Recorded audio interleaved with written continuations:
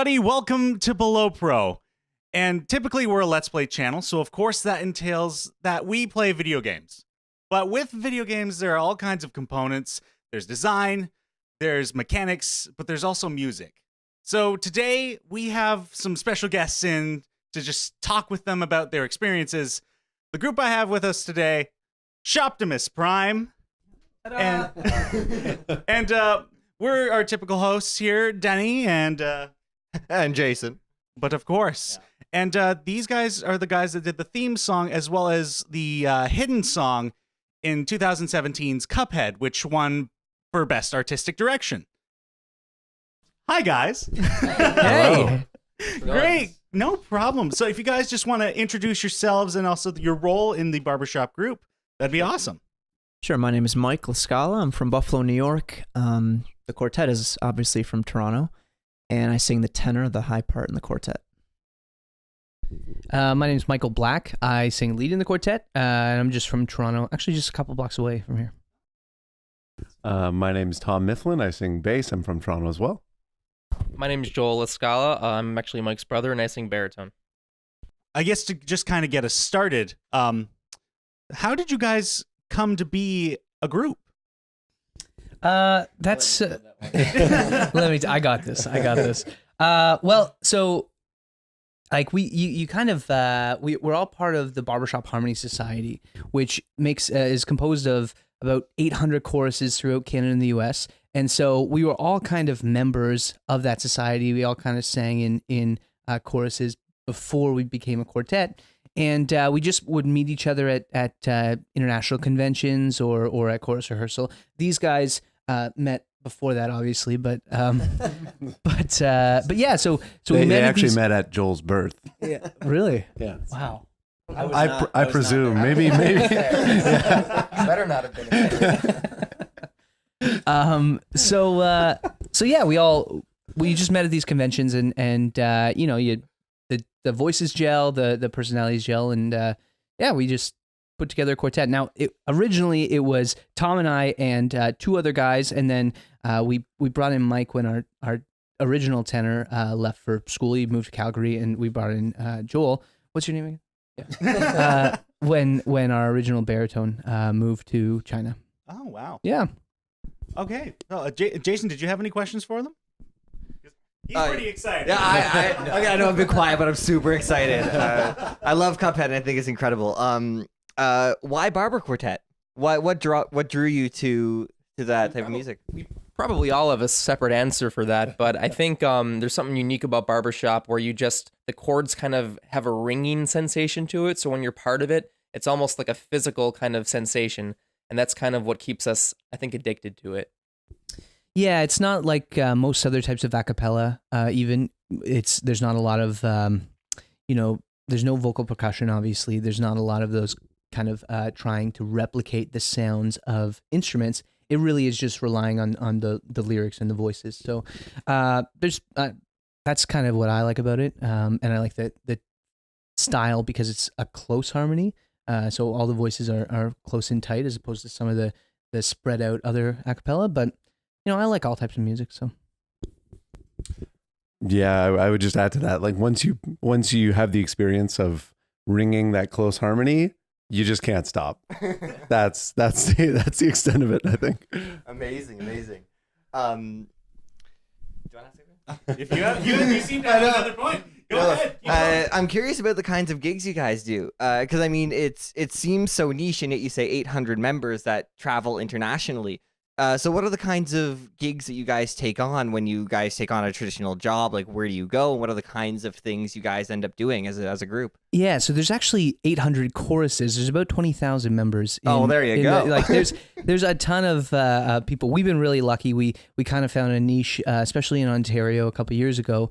And so we've been traveling, doing chapter shows. So each of these 800 chapters every year, typically they'll put on a Saturday night show and they'll bring in a guest quartet. And so we'll do a lot of those. We've had a lot of luck doing that down in the States too. Like we'll go to New York State or Michigan, or we were in Minnesota last year.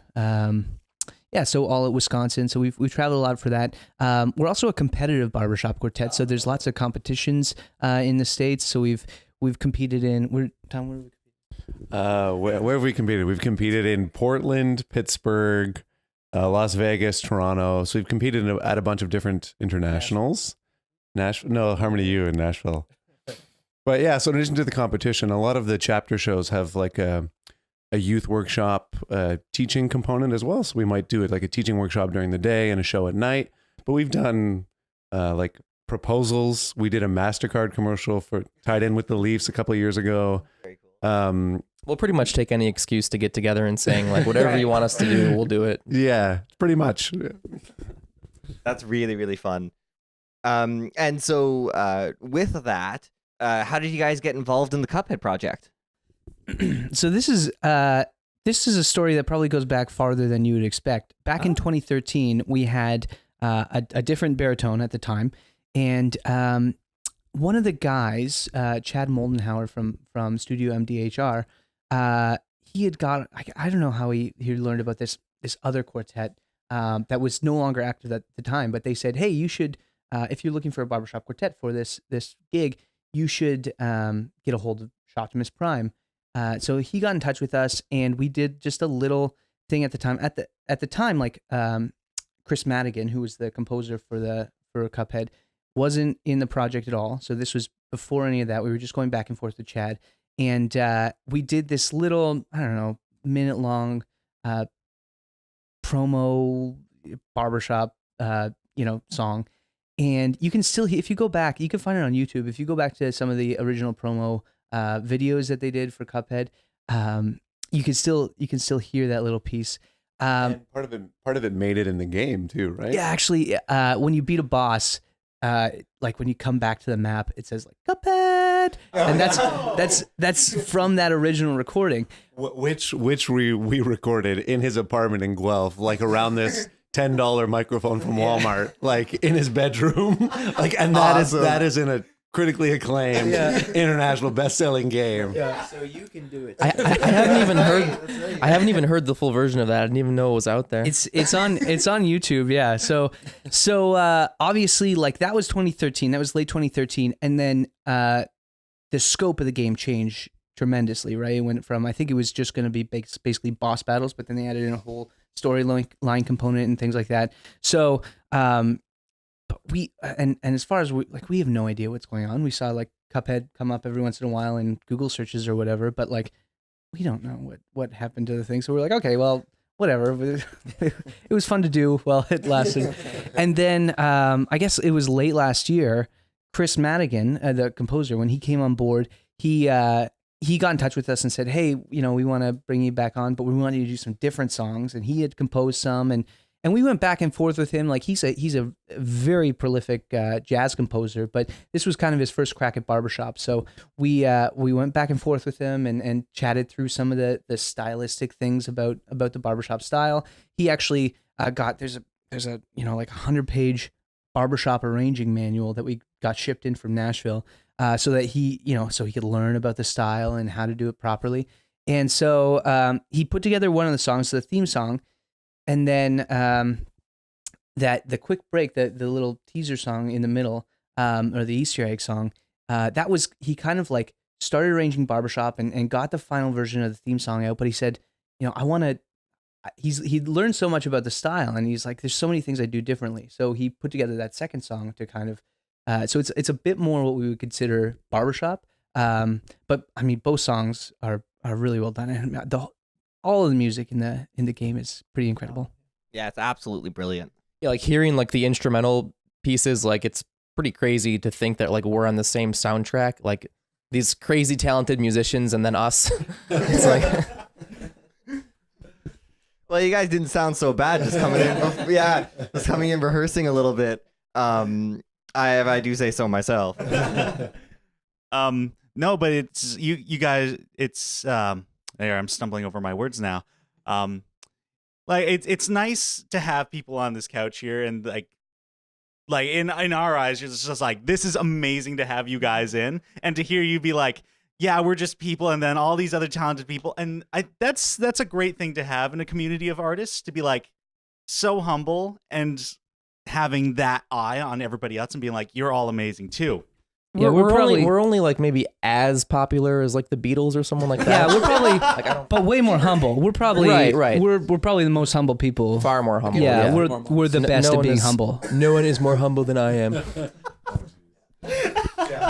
But I do. For me, it's kind of a source of pride to know that all this music was done in Toronto. Like this is a Canadian game. You know, we have Absolutely. Canadian artists like Chris Madigan. Is Phil, right? Like, Yeah. that's it's crazy. That's so cool. And I guess on that note too, it sounds like you guys are really grounded in Toronto. Do you guys try to do as many gigs as you can here or in Canada, or is there like? We I guess actually, in terms yeah, of we don't. We try and just. there you go. Honestly, like it's a pretty niche market, Of and course. the people who are looking for barbershop, like you kind of go wherever anyone wants to be. It happens that these days mostly it's in the States often, but yeah, obviously we want to perform anywhere we can. So we're looking for a couple open mics in Toronto, and Nice. yeah, Very nice. just opportunities to sing. Now, of course, our show is mostly about video games. How do you guys consider yourselves as video game people? Not. I bought my I bought my first Xbox like 2 weeks ago. So. Oh, amazing! Yeah.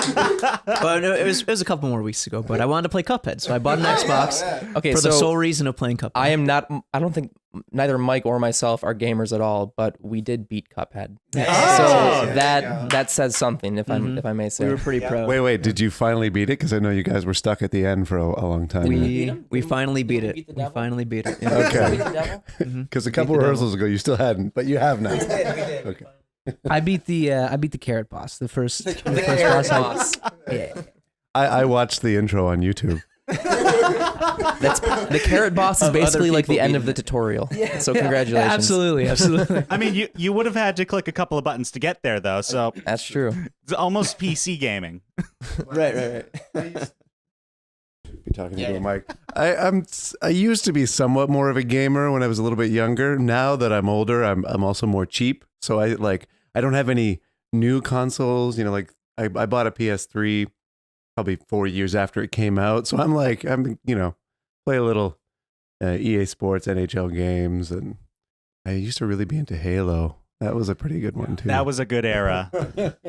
Oh dear. I had a question and I lost it. Jason, do you have another question for them? Actually, well, Pressure's on. yeah, really. We're hosting a show here now, and So how long have you guys been? Are you guys big video game fans or? How long have you been a barbershop course? we'll cut this video in half. You guys can post this half on your channel. Perfect. Why Shoptimus Prime? No reason. Why not Shoptimus Prime? Well, basically, way back, even before Michael, our original baritone, Seth, and I were in a quartet. And the other guys in the quartet were not very creative when it came to coming up names. So I just made up a list of like 80 random stupid names. Can you think of a couple more on that? Fear Drum was one. I don't know. That's the only one I remember. But like stupid names, just like brainstorming.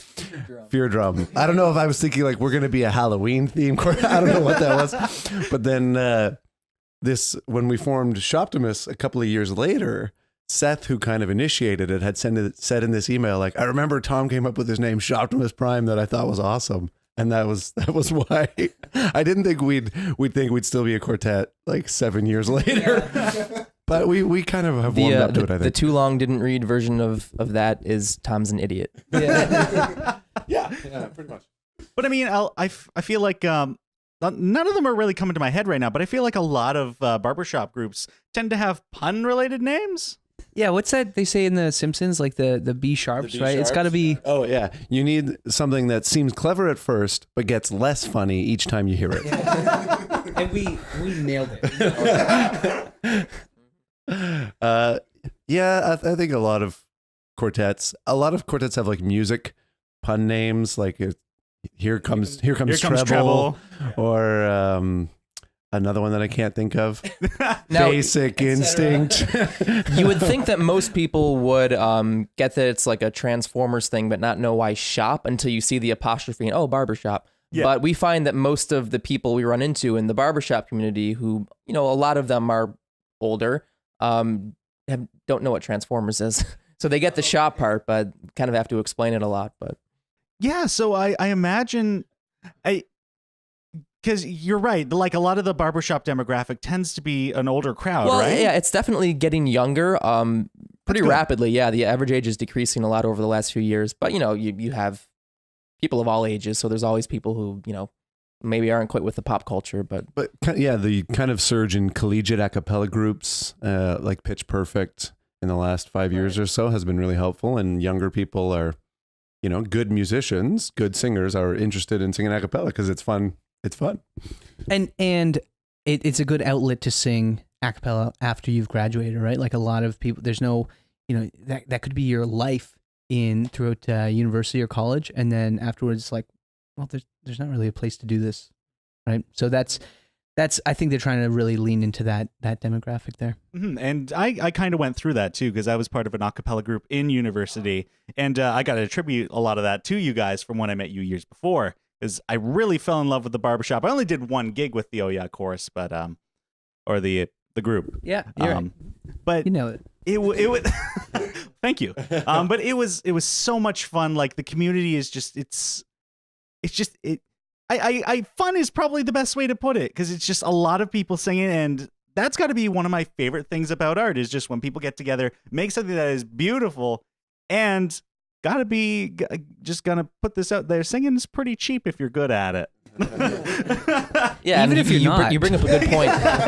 You bring up a good point because I would say like half of the reason we do this is for the music, and the other half is for it's pretty much a fraternal organization. And I mean, there are women involved too, but like it's the camaraderie in the hobby is what keeps us doing what we do. Just singing probably wouldn't be enough to keep 4 people together this long. You got to be friends. You got to like who you're working with, and we've been fortunate enough to make a lot of good friends in this hobby. So that's what I think at the end of the day keeps us involved. Yeah, Joel and I actually kind of grew up with barbershop because we were actually homeschooled. We were homeschooled growing up. And barbershop was actually like our music elective growing up. So, there's so many different ways that you can, be involved in barbershop. And it was kind of our, our outlet growing up, our music Our outlet credit. into society as homeschoolers. So yeah, I wouldn't leave my house unless I could sing. Yeah. We were let out of the basement You joke. once a week for chorus rehearsals. You think he's kidding. He's not kidding. In terms of you guys personally with your music interests, do you guys have any particular people you look up to or people you aspire to, whether that's in barbershop or outside of that influence? Yeah, so there's a lot better barbershoppers than us, right? There are some pretty incredible groups out there. If you listen to Cuphead and you thought like, oh man, that sounds like a lot of fun, or like I like that style of music, I encourage you to go and look at Instant Classic, look at Crossroads Quartet, look at Ringmasters, look at all these groups out there. There's a lot of GQ. They're an amazing female quartet. So so I think we look up to a lot of those kind of groups. Yeah, I don't have much to add. I think we all have pretty diverse musical interests outside of barbershop too, but definitely there's a lot of what makes one thing that makes barbershop kind of special is these people who are incredible musicians. Like, I beat you to it. no, not these. But some of the groups that Michael was just mentioning, these people are world-class singers, and they're like tax accountants or doctors, and it's purely something they do out of love. They might make a little bit of money at it, but it's not their career. But their skill level is incredibly high, and they're here, as Joel said, because it's so much fun and they love it so much. So it's a pretty special organization. Well, going off of that, do you guys have other interests other than music? I mean, not to go into like specifics where like people can find you, but like, do you have interests beyond the barbershop, or is this like something you're like putting yourselves right into? You're like, you want to make a career out of this? Tom. None of us are really. There's probably like, I could probably count on one hand the amount of people who make their living doing barbershop, because the few people who are constantly traveling the country doing coaching gigs and stuff like that, it's very few people actually make a living. Tom rides a doing horse this. for a living. He does, yeah. Tom works at Medieval Times. Oh, that's right. I knew that actually. But yeah, none of us really plan on doing this for a career. It's more what keeps us sane, Yeah, between, I teach health and physical education. between everything else so in life. Yeah. I'm not in the music realm, but Yeah, I'm wrapping up a business degree, so you never know. I do teach piano, I've played in several bands over the years and that kind of thing. But yeah, barbershop as a career, I don't know. I feel like in a way, like we love doing it as much as we can. If it was my day-to-day job and grind, that might ruin it, like in a way. Yeah, it makes for an amazing side hustle, especially if you can, get some gigs out of it and get some paid gigs out of it. But no, I work at a consulting firm. Okay. Yep. And I share that sentiment too, because like when I was going into university, I was considering whether to pursue music further, or I decided against it because I didn't want to kill music for me. I felt like going into the study of it would kind of dampen my interest. So I went to York University to pursue theater, and I think Tom, you also did that as well, right? I did the acting program at York, and I considered doing music quite seriously. But yeah, I did the theater program instead. Yeah, so that's something that you, Jason, and I have in common then, because we didn't go through for acting. We did the production, and I did finished with a design degree. Of course, that here I am now in a room playing video games, not making money. But Jason, are you a Yorkie as well? I am a Yorkie as well. Yeah, so I did the same program. Denny and I met through classes. Yeah. I do work in theater. I work as a stage technician and technical director and manager of various shows. Most recently with Streetcar Crow's Nest, a new venue on the East End. Oh, cool! Yeah. Congratulations, that's Thank you. incredible. Yeah, no, it's been great, but I definitely do understand the sentiment of it's a job, and I think a lot of people don't necessarily look at it that way all the time.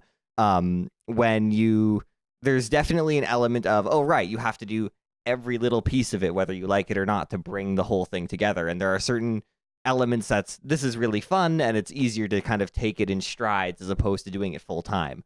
That being said, I still love it, but well, and to I did acting, and I'm still an actor. That being said, if you think being an actor is a hard way to make a living, try to be a professional barbershop quartetter. As Michael said, it's a great side gig, but that I don't think for most people it's realistic for that to be your focus. I mean, name me a famous a cappella group. Well, there's Pentatonics, and that's only because Except for Pentatonics. yeah, Right. except for Pentatonics. Right. Pentatonics. So Other than that- name me two. They are out there, and people find they do find a way to make it happen. And I'm not saying we couldn't if we really wanted to, but it's a whole nother discussion. It would have to be something that you committed to full time all the time, and I think we would probably love that too. But it would uproot your entire life. And Yeah, I mean, working hard enough at anything can start showing some results, but whether it'll ultimately succeed in the end, it's hard to say. It's hard to predict. That isn't to say don't pursue your dreams or anything. Yeah, so but, what we're saying is go find a 9-to-5 job and don't ever pursue your dreams. one of the This has been Below Pro. Thank you. I'm sure you guys had Peter McKinnon at York. Of course. A very intelligent, great guy, professor at York. And he said something in first year that always stuck with me. If you're going to be an artist, you need to have parallel careers. So it's not that you shouldn't pursue one thing, but the reality is for most people, if you get lucky, you might be able to focus on that one thing, but have lots of irons in the fire and be willing to kind of focus on multiple things at once. Then you'll have a steady income and not die, basically. Yeah, So, in the end, it's ultimately you've still got to survive. It's finding the balance between that and doing things you love. Yeah. Mm-hmm. Do any of you guys have any advice for people interested in? Yeah. I mean, that's kind of life advice and artistic advice. Yeah. I mean, but about getting into barbershop in particular. Yeah, I would say even if you're not a singer, if you just like the style, or even if you just like only sing in the shower, in the car, or whatever, I would highly recommend find your local barbershop chorus. And there's, like I said, there's 800 of them. Just Google it, and you'll find one near a city or a town near you, and go out to their weekly rehearsal. It's that's the best way to learn, and that's where you're going to meet other people. That's how you're going to get better. They'll teach you and anything you need to know about singing, or about barbershop, or about good vocal production, or about how to improve from wherever you happen to be to the next step. So I really recommend that if you even enjoyed this a little bit. Yeah, I was going to say the same thing. And in most choruses, there's, a hunk of guys who go out for a beer afterwards. Go to that too, because that's where you'll really get to know them. And that's kind of what it's all about. Okay, great. And this question's kind of off the cuff. One of our third member of Below Pro wasn't able to be here today. But she did pose me a question. Are you guys familiar with Mario Party at all? Of course. If all four of you were to play Mario Party, which character would you play? I'm always Waluigi. Waluigi time. Always. Toad, yeah. I mean, it's... He's like, uh-oh. I'm gonna say I'm definitely Peach as the tenor of the quartet. So. I know of Mario Party. When I play Mario Kart, I'm usually Mario or Bowser. Okay. By the way, it's Mario. Oh, right. Yeah. Sorry, yeah, this is a point of contention. We have Canadians and Americans, so we say Mario and they say Mario. Mario. One of us is Italian. I don't believe it's you. Wait, what do you guys say? Between me and I say Mario. Mario. Okay, yeah, I think I said Mario. I think it's just Tom on this one. Yeah, maybe. It's not even a York University. Honestly, I think it's a hockey thing. I think growing up watching CBC announcers Mario Lemieux. It was never Mario Lemieux. It was always Mario in Canada. So honestly, I think that's probably where it comes from me. Yeah, more Marios here are pronounced Mario, not Mario. Yeah, maybe that's a Quebecois. Maybe they say Mario. Maybe. And Italians say Mario. Like what, French people? Yeah. Quite possibly. What is your guys' favorite song to sing, and why? It's a toughie, I know. It's probably... So, we generally, with our repertoire, like to keep it kind of light and funny, and that's kind of who we are. But there is one song that we haven't been able to get out of our repertoire, which is kind of a downer. It's called Loch Lomond. I don't know if you've ever heard the song, but it features Michael Black, and it's just so fun to sing. It's a beautiful arrangement, and even though it doesn't necessarily kind of fit more our style, it's just too much fun to sing, and I think that's my favorite one to sing. Yeah, he pretty much hit the nail on the head. It just got big juicy chords, like we said right off the top. Singing these big ringing chords, close harmony is so much fun. It's not even barbershop, but it's just really fun to sing. We've had a lot of success and a lot of fun also singing Rocks and Trees by the Arrogant Worms. Originally, we do a cover of that. Like, it's because we do some comedy in our quartet. What does Canada have to offer? We've got rocks and trees and rocks and rocks. So that's a lot of fun too. It goes over well with the American crowd. Oh, yes. The Canadians are like, wait, I don't get it. Wait, we have those things. Yeah, but... Why is that funny? I don't understand. Whereas the Americans are like, they do have a lot of rocks and trees. That's hilarious. I'm sure we'll get quite a few, maybe a few likes for that, because we do have some American viewers on this channel as well, which is really nice. Yeah, I'm going to send letters. Yeah, dislike, comment, unsubscribe. I know one of my favorite tunes when I first heard you guys start performing was Sweet 16. Like, oh yeah, you're 16, you're beautiful in your mind. So that was one of the ones when we won the Ontario District Contest back in 2012. That was one of our like main songs. At a certain point, it becomes problematic. Because it's like you're singing about how beautiful a 16-year-old is, and it's like, oh, yeah, no, we should stop singing that now. When we formed the quartet, I was 22, and now I'm almost 30 and married. So it's like, you're 16. You're no. I could pull it off almost. Well, also Joel and I weren't even in the quartet when they won in 2012. So yeah, I don't even we know don't the song to be. I mean, I don't know my part on Yeah. it. So yeah. Right. Yeah. No, absolutely. And also the man. 16th. Yeah, yeah. It's interesting when the art then becomes a problem because of lyrics, and you're just like, yeah, it change the lyrics and it might still be fun, but you know. Yeah. There's not to get too serious on the show. It has nothing to do with gaming, but a lot of that more recently. We're trying to phase out, like, not us specifically, even the Barbershop Harmony Society as a whole, phasing out songs related to like Mammy, talk about Mammy, or talk about like that glorify Dixie and the way of life down there, because it was a very different time, and there's lots of great music about that, but it's not emphasizing the type of things that we want to be emphasizing. Yeah, it's not reflecting today's society. That's awesome. That's good to do. With that being said, do you guys have That's any? a perfect way to end. Yeah. It's serious now. You know. Always close on racism. Do you guys have any upcoming gigs or any shows or? We've got a show in Burlington in April, and we've got another show in Burlington in early May. You can find that on our website. Yeah, we're excited to go to the Barbershop Society's Harmony University in July. It's kind of like a week-long educational camp, kind of, for people of all ages, and you just go and learn during the day, and then sing and chill during the night, and it's gonna be a lot of fun. Yeah, you can find us online. We're on YouTube, Twitter, Facebook. Find our website, and it has all the gigs and things like that on there. So. Great, and we'll post those links in the They're description down below. here. They're right here.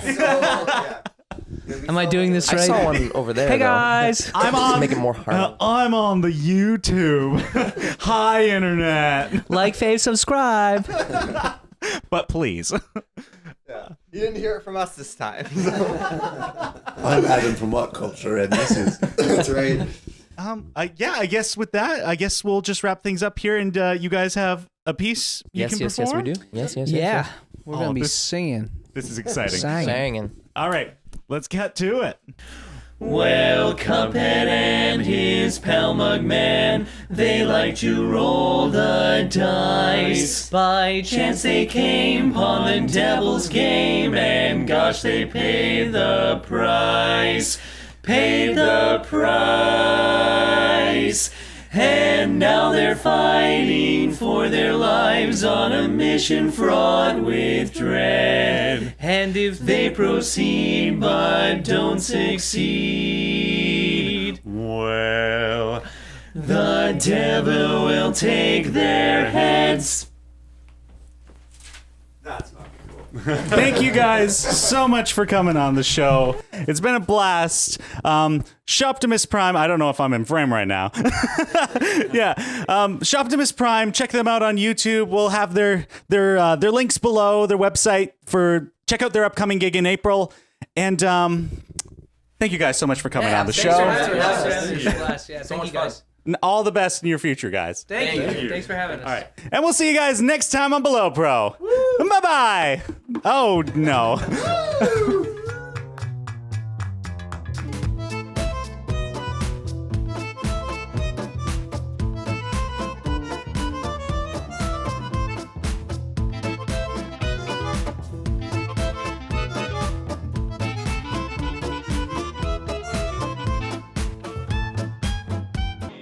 We're breaking the fourth wall. We're doing a really terrible job of like speaking into mics as we do this. It'll be fine. Yeah, we'll make it happen. It'll happen in post.